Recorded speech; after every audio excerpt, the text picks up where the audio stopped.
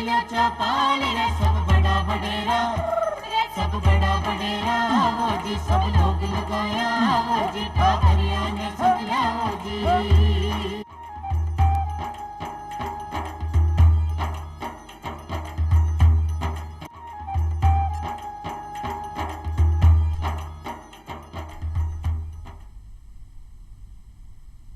राम राम सा चौपाल देखभाल सगळा दर्शक भाई बहनों को बहुत बहुत स्वागत है। दर्शक भाई बहनों जहाँ के आप हर बार कोई ना कोई नयो विषय आपके सामने लेकर हाजिर हुआ बिया, आज भी आप एक नयो विषय आपके लिए लेकर हाजिर हुआ। आप देखा कि आज युवा वर्ग के सामने एक सबसे बड़ी चुनौती अगर देखा तो वह है बेरोजगारी। तो रोजगार के लिए अपना युवा वर्ग है वह तत्पर रहे कि आप क्या ना क्या रोजगार हासिल कर लेवा। तो अपनी सरकार है वह भी के लिए प्रयासरत है, नई नई योजना ले रहा हुआ है अपने सामने कि अपना ताकि बेरोजगार युवा है जगह रोजगार प्राप्त कर सके। और साथ ही साथ वो भी मानस है अपनी सरकार को कि अपने युवा वर्ग ने रोजगार तो मिला ही मिले, साथ में साथ वे इतना सशक्त बने कि औरा ने भी रोजगार देने लायक भी बन सके। तो आज अपना विषय है प्रधानमंत्री रोजगार सृजन कार्यक्रम। और इस कार्यक्रम के बारे में आप जानकारी लेवांगा कि किस तरीके से अपना युवा वर्ग इस कार्यक्रम से लाभ ले सके है। तो इस बारे में आप जानकारी लेवांगा और इस पर जानकारी देने के लिए आज अपने साथ पधारा है डॉक्टर राहुल मिश्रा जी। आप राज्य निदेशक हैं खाद्य एवं ग्राम उद्योग आयोग राजस्थान भारत सरकार से। तो बहुत बहुत स्वागत है आपको राहुल जी। और इसके साथ साथ अपना दूसरा मेहमान से मैं आपने मिलवाऊँ, आप है परमानंद शर्मा जी। आप महाप्रबंधक हैं जिला उद्योग एवं वाणिज्य केंद्र जयपुर ग्रामीण से। तो आपको बहुत बहुत स्वागत है परमानंद जी। नमस्कार। तो जी हाँ कि आप ये योजना के बारे में बात करें कि प्रधानमंत्री रोजगार सृजन कार्यक्रम, तो काई है ये कार्यक्रम, कब से शुरू होयो और जी हाँ कि हर काम को एक उद्देश्य होया करे, तो एक उद्देश्य काई है और राहुल जी से आप जानांगे। प्रधानमंत्री रोजगार सृजन कार्यक्रम PMEGP ये सूक्ष्म लघु एवं मध्यम उद्यम मंत्रालय भारत सरकार की एक महत्वाकांक्षी योजना है और जो 2008 में 15 अगस्त को आरंभ की गई थी।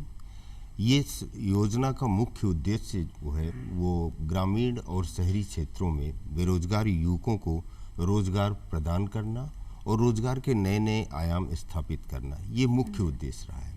तो ये एक महत्वाकांक्षी योजना है और सफलतापूर्वक विगत वर्षों में 2008 से अपने विभिन्न क्षेत्रों के उद्यमियों को जो है उससे उनको लाभ मिल रहा है। तो कहने का मतलब 2008 से अपनी यहाँ योजना चल रही है जी जी। और साथ ही साथ ग्रामीण और शहरी दोनों अपने दोनों के लिए है, दोनों क्षेत्र इसमें प्रभावित होते हैं और दोनों क्षेत्रों को इससे लाभ मिल रहा है, चाहे वो ग्रामीण हो और चाहे शहरी हो। तो अब की योजना के बारे में तो आप जाने कि जहाँ 2008 में शुरू भी हुई और ग्रामीण स्तर पर और अब शहरी स्तर में भी आप जो का युवा है वे को फायदो ले सके। तो एक फायदो लेने के लिए ये योजना को लाभ कौन कौन ले सके, अगर उम्र के हिसाब से आप बात करा या कोई पात्रता योग्यता कहीं की निर्धारित करी गई है? देखिए ये योजना मूलतः है उद्योग या सेवा के काम प्रारंभ करने के लिए है और उन कामों में पूंजी की जो आवश्यकता है, पैसे की जो आवश्यकता है, उसको पूरा करने के लिए ये योजना है। और इसमें ऋण का प्रावधान है कि विभिन्न बैंकों के माध्यम से ऋण लेकर के अपना काम प्रारंभ करें और उसमें भारत सरकार द्वारा जो निर्धारित अनुदान है वो दिया जाएगा। तो पात्रता की शर्तें बहुत आसान हैं। 18 वर्ष से ऊपर की आयु किसी व्यक्ति की होनी चाहिए और चूंकि इसमें ऋण की सीमा उद्योग के काम के लिए, विनिर्माण के काम के लिए 50 लाख है, सेवा के काम के लिए 20 लाख है। तो यदि बड़ा ऋण चाहिए जब तो 8वीं पास युवा चाहिए, अन्यथा साक्षर व्यक्ति भी अप्लाई कर सकता है। ये ज़रूर है कि वो पहले से किसी संस्थान का डिफ़ॉल्टर नहीं होना चाहिए, यानी पहले से ही कहीं ऋण ले रखा हो और वो नेगेटिव लिस्ट में हो। हाँ, और काम जो इस योजना के तहत जो अलाउड काम है, यानी जो निषिद्ध काम नहीं है, वो काम करने वाले होने चाहिए। तो बड़ी आसान सी शर्तें हैं। कोई भी भारतीय नागरिक किसी भी प्रदेश का हो वो किसी भी प्रदेश में अपना उद्यम लगा सकता है और 18 साल से चूँकि अल्पवयस्क मानते हैं उसको, उससे नीचे वाले को, तो वैसा एक सामान्य शर्तें हैं। तो कहना मतलब सामान्य बातों तो आपने ध्यान रखने की आपने जो की उम्र है वह कम से कम 18 वर्ष निर्धारित है। 18 वर्ष के बाद ऊपर की कोई अपनी सीमा नहीं है, आप ऊपर कितना भी हो, 18 साल कम से कम अपनी आयु होनी चाहिए। और योग्यता की बात करें तो कम से कम 8वीं पास अपन होना चाहिए। एक आप लोन सीमा की अगर बात करें, इसमें एक चीज़ में जोड़ना चाहूँगा कि आप जैसा कह रहे हो कि 8वीं पास होना ज़रूरी है, ऐसा कोई ज़रूरी नहीं है। 8वीं पास नहीं भी है, उससे कम भी है, तो 10 लाख तक का उत्पादन के क्षेत्र में और 5 लाख तक का सर्विस के क्षेत्र में उसको लोन मिल सकता मतलब है। कम लोन सीमा होगी तो 8वीं पास भी नहीं हो तो भी तब चलेगा। भी उसको तब भी मतलब अपना जगह युवा वर्ग है वो फायदा उठा वो सके फायदा है। उठा सकता है जी। और अगर ज्यादा के अपन लोन सीमा की जरूरत हो तो अपन 8वीं पास जरूरी है। उसके लिए, उस पात्रता के लिए 8वीं पास होना। तो इम अगर आप लोन सीमा की और बात करा अच्छे से विस्तार से अगर भाई बहन समझे तो कहीं हाँ अपनी लोन सीमा ऋण आप कट तक इमें ले सके अपना काम काज के लिए। अभी इसमें 50 लाख तक का लोन पे जो है सब्सिडी दी जाती है। तो 50 लाख तक के लोन पे सब्सिडी मिलती है जो उत्पादन और मैन्युफैक्चरिंग से संबंधित है, अथवा 20 लाख तक रुपए का सर्विस सेवा क्षेत्र में उसको लोन मिल सकता है, जिस पे की सब्सिडी मिलती है गवर्नमेंट की। तो मतलब उद्योग धंधो अगर आपने कोई भाई बहन लगा होगा तो वहाँ 50 लाख तक की ऋण सीमा है। 50 लाख तक। और अगर कोई सेवा टाइप को काम है कि भी अपन सेवा कार्य करना है तो बी का अंतर्गत माने 20 लाख तक 20 लाख तक का। जी। तो एक अगर आप काम धंधा की बात करा तो एक अपना भाई बहना के भी दिमाग में कि भी आप कौन कौन सो काम एक अंतर्गत कर सका, हाँ कौन सो नहीं कर सका। तो पहले तो आप वो जान लिया कि कौन कौन सो काम धंधो है जो को व्यवसाय है आप एक अंतर्गत कर सका अपनी योजना के अंतर्गत। ये क्योंकि ये योजना शहरी और ग्रामीण क्षेत्रों दोनों को जोड़ती है, तो इस योजना में जो भी लाभार्थी है या जो भी उद्यमी बनना चाहता है या उद्यमी है, वो किसी भी क्षेत्र में कोई भी कार्य कर सकता है, चाहे सेवा का हो, चाहे उत्पादन या मैन्युफैक्चरिंग का हो। कुछ चीज़ें हैं जो कि निषिद्ध की गई हैं, उस क्षेत्र में इसका लाभ नहीं दिया जाता है। अन्यथा आप देखें तो कृषि से संबंधित, उत्पादन से संबंधित या जितने भी उद्योग आपको आसपास दिखाई देते हैं, कोई भी उद्योग शुरू कर सकता है। कुछ निषिद्ध क्षेत्र हैं उसके बारे में, जैसे कि वो नशा या पर्यावरण या किसी हिंसा से जुड़ा ना हो, उन उद्योगों को इससे दूर रखा गया है। अथवा जितने भी उद्योग आपको दिखते हैं, आप आसपास देखते हैं, कोई भी उद्योग शुरू कर सकता है जी। एक इसमें मैं थोड़ा सा और जोड़ना चाहूँगा, क्योंकि हमारा ये कार्यक्रम मूलतः ग्रामीण भाई बहन देख रहे हैं। तो जैसे ग्रामीण क्षेत्र के जो युवा हैं वो ग्रामीण क्षेत्रों में ही जो हो सकने वाले कामों को इसमें सब कर सकते हैं, वो बड़ी आसानी से होता है। जैसे ग्रामीण क्षेत्रों में क्या काम आसानी से हो सकते हैं, मूलतः मान लीजिए कृषि आधारित उद्योग हैं, तो खेत में अनाज उगता है, सब्जियां उगती हैं, फूल उगते हैं, फल उगते हैं, इन सब की प्रोसेसिंग करने वाले काम इसमें सब कवर होते हैं। जैसे तो कोई मतलब ऐसा ही काम धंधा होना चाहिए जो अपना ग्रामीण भाई बहन अपना गांव से जुड़ के रह सके और वह काम ऐसे ही पशुपालन का काम इसमें होता है। पशुओं से जैसे मान लीजिए दूध मिला तो उस दूध के विभिन्न उत्पाद बनते हैं, उसकी यूनिट लगाई जा सकती है। मिठाई के काम होते हैं, जो पारंपरिक काम है, जैसे गांव में कुछ लोग फर्नीचर बनाने का काम करते हैं, सुथार जैसे अपने यहाँ है, उस काम को कर सकते हैं। या कोई चमड़े की जूती वगैरह बनाने का काम है, उसको भी ये कवर होता है। बुनकरी का काम है, वो इसमें शायद बुनकरी का काम तो मना किया हुआ है क्योंकि वो खादी की एक्टिविटी है, खादी और हैंडलूम। लेकिन जितने आसानी से काम ग्रामीण क्षेत्र में हो सकते हैं, ऐसे ही सेवा क्षेत्र से काम है। जैसे मान लीजिए कोई आजकल दोपहिया वाहन सब जगह हैं तो उनकी रिपेयरिंग का काम है, मोबाइल रिपेयरिंग का काम है, बिजली का रिपेयरिंग का काम है। ये इस तरह के भी रिपेयरिंग वर्कशॉप से संबंधित सब काम, कोई छोटी मोटी क्लिनिक कोई किसी को लगानी है तो ये सब काम इसमें कवर होते हैं। यानी जो आसानी से काम जिनसे रोजगार मिले, आय का सृजन हो, वे समस्त काम इस योजना में कवर होते हैं। तो लगभग आपा हर तरह का काम मतलब आपा एक अंतर्गत अपना भाई बहन जो सोचा है कर सके एक अंतर्गत। अब क्योंकि काम के बारे में आपा जानकारी ली कि आपा कौन कौन सा व्यवसाय कर सका, ग्रामीण क्षेत्र में आपा कौन कौन सा विशेषकर आपा व्यवसाय कर सका, भी आपा जानकारी ली। अब आपा जानना चाहूँगा कि अपना भाई बहन जानना चाहोगे कि अब आवेदन में क्या कर सका। हाँ, तो आवेदन करने की अगर बात करा तो आवेदन क्या करेगा, और आवेदन में जो फॉर्म है, फॉर्म आओगे कोई तो अपन विवरण कौन सा डालना है और कौन कौन सा दस्तावेज अपन इसे ज्वाइंट करना है। आवेदन में देखिए, अभी चूंकि भारत में डिजिटल काम सब हो रहे हैं और सारे युवाओं के पास आज के दिन मोबाइल फ़ोन और कंप्यूटर वगैरह का ज्ञान भी है, तो इस योजना के आवेदन को भी ऑनलाइन किया हुआ है।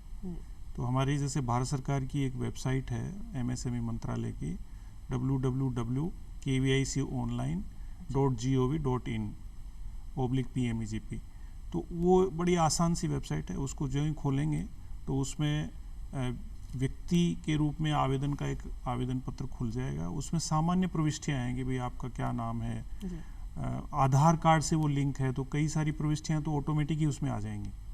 फिर वो क्या काम करना चाहते हैं उसका वर्णन देना है, कहाँ करना चाहते हैं ये देना है, उसमें कितना रोजगार वो प्रदान करेंगे वो देना है, कितना ऋण उनको चाहिए। ऋण के भी जैसे 2 प्रकार होते हैं, एक टर्म लोन या सावधि ऋण है, एक कार्यशील पूंजी है, उसका अलग अलग विवरण देना है, और किस बैंक से वो लेना चाहते हैं। जैसे चूंकि इसमें राष्ट्रीयकृत बैंक, ग्रामीण बैंक और निजी क्षेत्र के बैंक जो भारतीय रिजर्व बैंक से मान्यता प्राप्त हैं, वो कोई भी हैं, तो जो भी आपके कार्य के निकटतम जो बैंक शाखा है जिनसे आपका कोई पूर्व में व्यवहार भी रहा हो, उसको भर सकते हैं। साथ में इसके साथ एक जो दस्तावेज लगाने हैं, वो सबसे महत्वपूर्ण दस्तावेज है प्रोजेक्ट रिपोर्ट।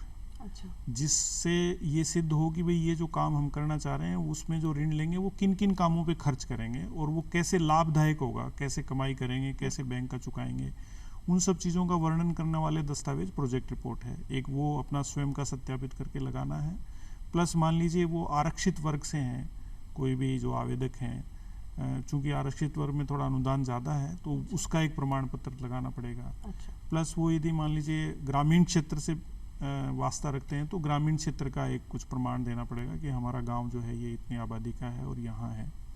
ये सामान्य दस्तावेज हैं, वो लगा करके और ऑनलाइन उसको आवेदन पत्र को प्रस्तुत कर दें।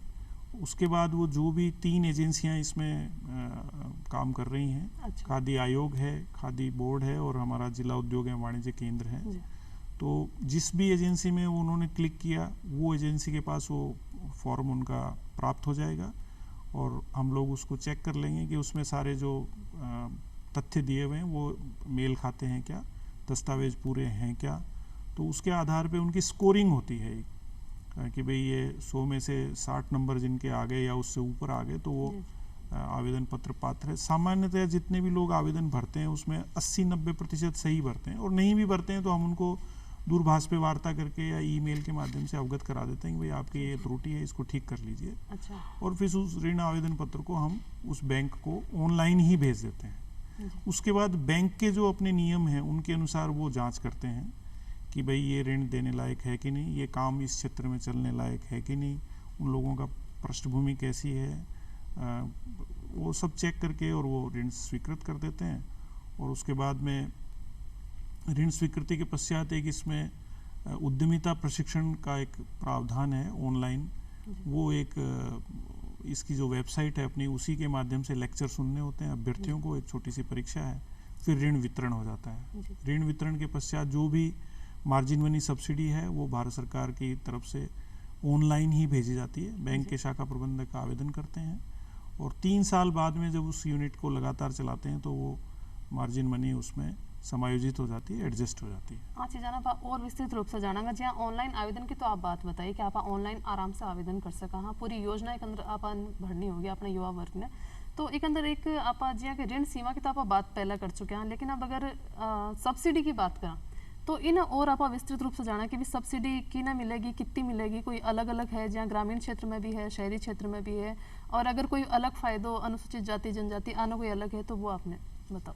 जैसे शर्मा जी ने बताया अभी कि पहली चीज़ तो ये शायद इकलौती ऐसी योजना है भारत सरकार की कि जो पूर्णतः ऑनलाइन है जी।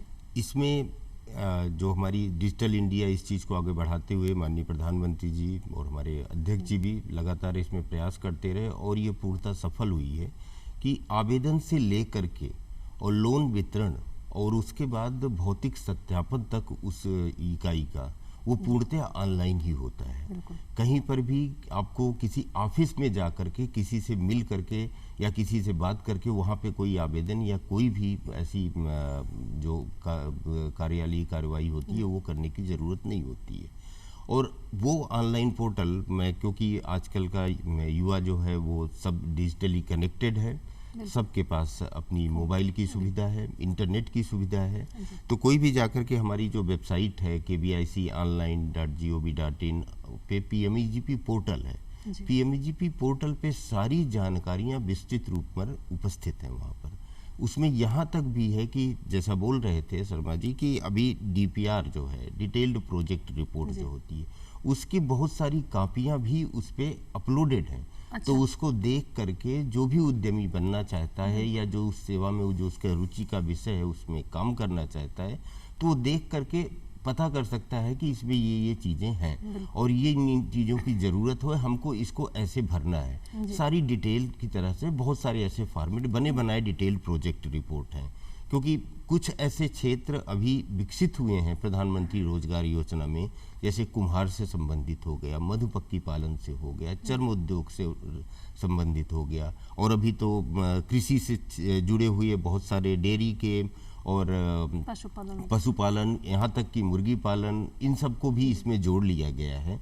तो इनसे रिलेटेड बहुत सारी जानकारियाँ वहाँ पर उपस्थित हैं। मतलब अब बहुत सारा व्यवसाय है अपने ग्रामीण क्षेत्र में और पैदा हो गया कि मतलब आप ऐसा सब काम भी कर सकें। हाँ, ग्रामीण के लगभग जितने व्यवसाय आपको दिखते हैं, जैसे मैंने बताया, कुम्हारी से संबंधित, लोहारी से संबंधित, सुथारी से संबंधित, चर्म उद्योग से संबंधित, और राजस्थान बहुत ही रिच है इस मामले में कि यहाँ पर स्टोन और मिनरल का बहुत सारा है। बिल्कुल, तो आप इस चीज को देखेंगे कि कोटा हो गया, राजसमंद हो गया, झालावाड़ हो गया, इन सब क्षेत्रों में स्टोन से, मतलब जो आपका पत्थर से संबंधित कार्य हैं, उन कार्यों के ऊपर बहुत सारे लोन वितरित हुए हैं। और बहुत सारे सफल उद्यमी भी इस क्षेत्र में हैं। इसी तरीके से महिलाओं के लिए भी हम ये भी करते रहते हैं कि बहुत सारी सफलता की कहानियां भी पब्लिश करते रहते हैं, और सोशल मीडिया पे भी दिखता रहता है। उसमें आप देखेंगे कि बहुत सारी महिलाएं ऐसे जिन्होंने बहुत छोटे राशि से शुरू किया और बहुत छोटा लोन लिया, 2 लाख 5 लाख का लोन लेकर के, और आज 50-50 60-60 लाख का उनका टर्नओवर है। और वो पता चला जो आपके गारमेंट से रिलेटेड हैं, संबंधित हैं, इस तरीके के क्षेत्रों में बहुत सारा कार्य हो रहा है और बहुत सारी सफल कहानियां हैं ऐसे। तो कहना मतलब महिला वर्ग भी इसमें आगे आई है। महिलाओं के लिए तो इसमें अलग से प्राविधान है, और महिलाओं को अलग से सशक्तिकरण करने का इसमें प्रोविजन भी है। उनको हम सबसे ज्यादा सब्सिडी के लिए भी उनकी पात्रता बनती है महिलाओं की। अब तो, जहाँ तक तो और कोई अलग फायदे है महिलाओं, अगर महिला अपने ये कार्यक्रम से जुड़े तो? महिलाओं से संबंधित जैसे गारमेंट में मैंने देखा, गारमेंट और रेडीमेड बैग मेकिंग या इस तरीके से फैंसी आइटम, इसका छोटे से उद्योग करना चाहते हैं, लेकिन पूंजी उनके पास नहीं है। तो उसके क्षेत्र में उनसे जो है, पहली चीज तो उनसे जो उनका कंट्रीब्यूशन लिया जाता है, उनका योगदान जो लिया जाता है वो 5% होता है।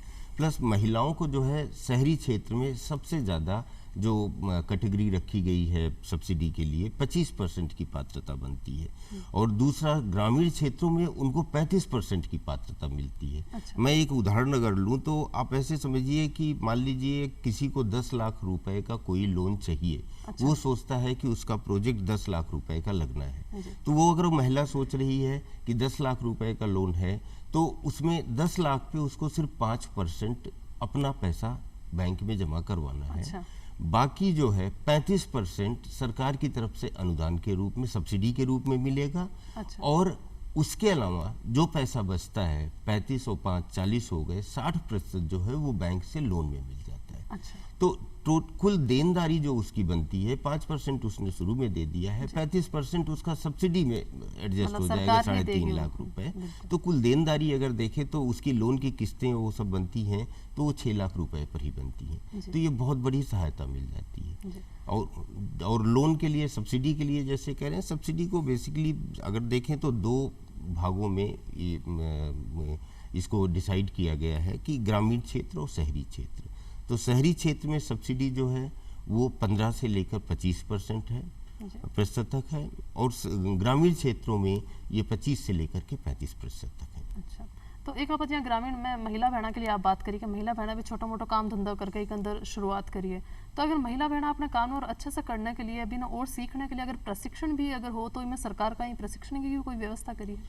ऐसे प्रधानमंत्री रोजगार योजना में प्रशिक्षण का कोई प्रावधान नहीं है। अच्छा। हाँ, ये जरूर है कि अनुदान सब्सिडी प्राप्त करने से पहले, जब उसकी सब्सिडी रिलीज होती है, उससे पहले एक इंटरप्रेन्योर डेवलपमेंट प्रोग्राम होता है। अच्छा। जो कि अभी ऑनलाइन भी होता है। अच्छा। वो होना जरूरी होता है। लेकिन ये ईडीपी की ट्रेनिंग ऐसा नहीं है कि फॉर्म भरने से पहले जरूरत हो। इसकी जरूरत होती है जब उसको पहली किस्त मिल जाती है, उससे पहले जरूरत पड़ती है इसकी। इस बारे में मैं मनीषा जी थोड़ा और बताना चाहूँगा कि ये मैं युवाओं को सलाह भी दूंगा कि कोई भी काम वो करना चाहते हैं उसका पहले पूरी जानकारी लें और थोड़ा बहुत ट्रेनिंग ज़रूर लें, क्योंकि व्यवसाय कोई भी करेंगे वो बड़ा प्रतिस्पर्धा है, उसमें कंपटीशन है। तो थोड़ी उनमें विशेषज्ञता होगी तभी वो बच पाएंगे। बिल्कुल। अब जो प्रशिक्षण की बात है उसमें इस योजना में तो प्रशिक्षण का प्रावधान शुरू में नहीं है, लेकिन भारत सरकार और राज्य सरकार की अनेक ऐसी योजनाएं हैं जिनमें अलग अलग चीज़ों का प्रशिक्षण उपलब्ध है। जैसे उदाहरण के लिए राजस्थान आजीविका मिशन एक संस्था है जो स्किल इंडिया मिशन चल रहा है अपने देश में, तो उसमें करीबन 100 से ज़्यादा कोर्सेज ऐसे हैं जिनका प्रशिक्षण आवासीय या गैर आवासीय होता है और कईयों में तो निःशुल्क है। तो जो युवा जिस तरह का काम करना चाहते हैं वो उसमें ट्रेनिंग ज्वाइन करें, 1-2 महीने का लेवें, कहीं नौकरी लेकर के भी अनुभव ले सकते हैं, फिर अपना काम करें ताकि वो सफल हो। ये इसमें मेरी सलाह है। तो कहने मतलब अपन पहले से जो भी आप काम अगर सोच रखे हैं कि अपन वो काम करना, तो पहले से भी के बारे में एक तो अपन जानकारी होना और अच्छो है कि अगर आप अभी के अंदर हुनर अपन अच्छो है, आप पहले भी के अंदर भी आप कह सकेंगे अनुभव हो अपन है, या कोई जगह काम करके नौकरी करके पहले वो अनुभव ले लो और फिर अपना काम शुरू करो, तो वो ज्यादा सफल होने का भी अपन रहोगे। एक आप मार्जिन मनी अगर बात करा, मार्जिन मनी को भी आप वर्ड आवे बार बार, तो अपन समझ में आओ कि कहीं है मार्जिन मनी। जैसा मिश्रा साहब ने बताया, मार्जिन मनी एक तरह से अनुदान ही है, यानी कि जैसा आपने उदाहरण दिया था कि महिला अभ्यर्थी हैं उनको 5% स्वयं का पैसा लगा दिया, 35% भारत सरकार की तरफ से अनुदान दे दिया गया, तो एक तरह से जो कर्जा है यानी लोन है वो 60% ही रहा, बाकी उनका मार्जिन बच गया, उनको 60% ही पैसा चुकाना है, तो ये बहुत बड़ी राहत है। मतलब आप स्वयं जो पैसा लगाऊंगा और जो सरकार अपन सब्सिडी दे रही है, तो दोनों मिलाकर आपने मार्जिन मनी जी जी। अच्छा, एक यहाँ बताओ कि अगर पहले से कोई अपना भाई बहन है कोई उद्योग धंधो पहले से कोई कर रखे है, छोटो मोटो धंधो बिना और बढ़ावा के ताई अगर वह इससे कोई ऋण लेना चाहो तो ये कार्यक्रम के अंतर्गत मिलेगा, या केवल नयो आपा व्यवसाय शुरू करना जब भी आपा नए में फायदा मिलेगा?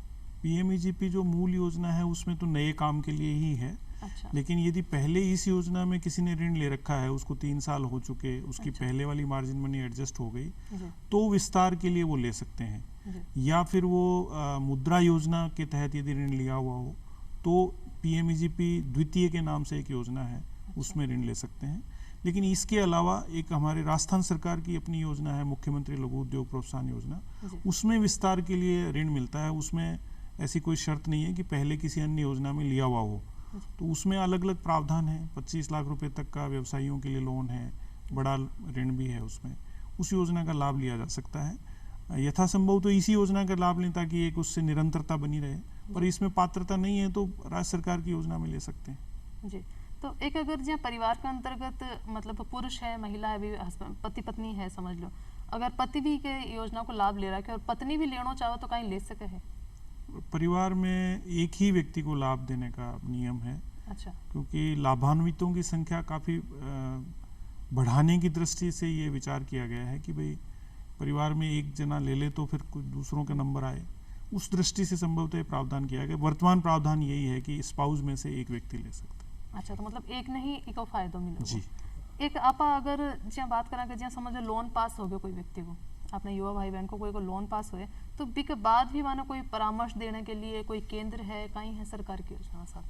नहीं, वैसे तो देखिए जो जिला उद्योग वाणिज्य केंद्र हैं ये प्रत्येक जिले में स्थापित हैं, और हमारे कार्यालयों का मूल काम ये है कि लोगों को ये परामर्श देना कि किस तरह से उद्यम लगाएं, कहाँ से ऋण का योजना का लाभ उठाएं।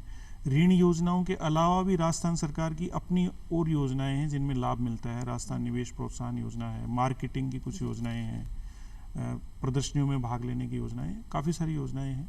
तो जिला उद्योग केंद्र में संपर्क करें, वहाँ पे एक एमएसएमई उद्यमियों के लिए ही सहायता केंद्र बने हुए हैं जहाँ पे सब तरह के परामर्श मिलते हैं और ऑनलाइन भी गाइडेंस दी जाती है। तो वहाँ जाना चाहिए, वहाँ पूछना चाहिए सारी बातें। तो एक मैं राहुल जी आपसे जानना चाहूँगी कि आप जहाँ अब कोई भाई बहन जो को लोन लेवोगो तो फिर भी चुकाने की भी बात आओगी, तो वो चुकतो कब से शुरू करोगे, मतलब चुकानो कब से शुरू होगो? कुछ माने कुछ समय के बाद छूट मिलेगी, कब से शुरू होगो लोन का? इसमें सबसे बड़ी जो इसकी अच्छी बात है लोन की कि एक बार प्रोसेस तो आपको पता ही चल गई, पद्धति क्या है कि ऑनलाइन किया उसने, ऑनलाइन करने के बाद वहीं पर ही ऑप्शन आ जाता है कि वो KVIC के थ्रू के जरिए करना चाहता है या KVIB के थ्रू करना चाहता है या वो DIC के जरिए करना चाहता है। वो करने के बाद एक बार एप्लीकेशन बैंक में पहुंच गई। एप्लीकेशन में बैंक में पहुंचने के बाद फिर बैंक जो है वो सैंक्शन कर देता है लोन को। बैंक की जो उनकी पद्धति है, वो जो कार्यशैली है, उसके हिसाब से वो करते हैं और लोन सैंक्शन हो गया। सैंक्शन होने के बाद फिर क्या होता है कि मार्जिन मनी डिस्ट्रीब्यूशन की बात आती है, क्योंकि ये ऐसा सिस्टम है कि KVIC नोडल एजेंसी इसकी है, वो क्या करती है कि जितनी भी उसकी मार्जिन मनी है उस मार्जिन मनी को बैंक को ट्रांसफ़र करती है। लेकिन उसमें शर्त ये है कि वो बैंक को तब तक नहीं ट्रांसफ़र करेगी जब तक कि उसको जो है उसने सैंक्शन अमाउंट का जितना मार्जिन मनी है उतना पैसा उसने लाभार्थी को नहीं दे दिया है। तो लाभार्थी को जब वो पैसा दे देता है तो उसके बाद से जो है उसकी किस्तें शुरू हो जाती हैं। और ये किस्तें जो हैं फिर इसके बाद इसकी एक अगली स्थिति होती है कि 2 साल पूर्ण होने के बाद 2 से 3 साल के बीच में फिजिकल वेरिफिकेशन, भौतिक सत्यापन होता है। और भौतिक सत्यापन जो होता है वो ऑनलाइन ही पूरा रखा तो जाता मतलब है। सारा काम अपना ऑनलाइन होगा। तो बिल्कुल राहुल जी आप आया, परमानंद जी आप आया, इतनी अच्छी जानकारी हमारे दर्शक भाई बहन दी, तो इसके लिए आप दोनों को बहुत बहुत धन्यवाद। और फिर मिलांगा एक नए विषय के साथ, जब तक दो इजाजत, राम राम सा।